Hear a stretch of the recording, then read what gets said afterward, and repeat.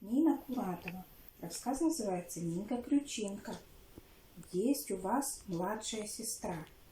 Если есть, то не завидую. Вдруг она похожа на Нинту? Так мы называем мою младшую сестру Нину. Она, хотя еще и маленькая, но очень бойкая. А чуть что не по ней, она словно кошка рассерженная. Сразу выпускает коготки-царапки. Недаром подружки дразнят ее колючкой. А я придумал ей другое прозвище. Но чур, расскажу по порядку. Однажды мы с ребятами играли в прятки. Я запрятался. Никто бы не отыскал меня, если бы не сестренка. Притаился я в своем укрытии, сижу, не дышу. Глядь, Нинту. Гордо, важно шагает, нос кверху, на плече удочка, в руке жестяная баночка из-под повидла. Я сам к этой банке дужку из проволоки приладил, чтобы на рыбалку было удобно ходить. Удочку мою взяла. Ну, погоди, будет тебе. «Нинка!» – прошипел я и погрозил ей кулаком. Выйти же из укрытия нельзя, ребята сразу меня застукают. Нинтур даже не обратила внимания на мой кулак, показала язык и преспокойно пошагала своей дорогой. Тут уж я не выдержал. «Ты что, не слышишь? Отнеси удочку домой. Попадет тебе, вот увидишь». А она: «Спрятался, так и сиди.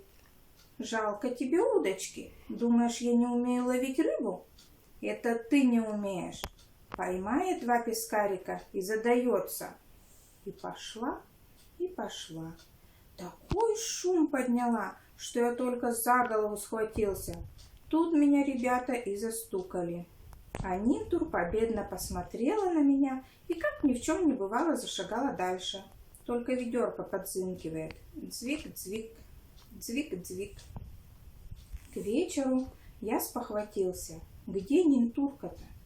Поглядел, дома нет, на улице тоже. Неужели на речке? Мне даже стало страшно, как бы не утонула. Надо скорее искать ее. Я побежал к речке, поднялся на высокий берег и увидел внизу свою сестренку. Стоит у самой воды, глаз с поплавка не спускает. «Он как старается», — подумал я с уважением и подошел к ней. «Давай помогу», — сказал я. «Где наживка?» «Сейчас поймаем хорошего окунька». «Какая наживка?» — удивилась Нинту. «Я и без нее наловлю сколько угодно. Ты лучше отойди и не мешай мне. У меня чуть-чуть не клюнуло, а ты помешал». Нинтур вытащила удочку, поплевала на крючок, прошептала какую-то скороговорку-приколдовку, взмахнула удочкой, чтобы забросить ее в воду, и тут же вскрикнула: «Ой, ты чего, Пашка, отстань! Кому говорят?» А я смеялся. Крючок-то ее за платье зацепился. Сама себя Нинтур выудила. «Ой-ой-ой!» — веселился я. «Ну и рыбина попалась!» Нинтур поняла, что случилось, и давай сама хохотать. Вот так рыболов, вот так Нинка Крючинка. Сама поймалась на крючок. С тех пор я так ее и называю. Нинка Крючинка.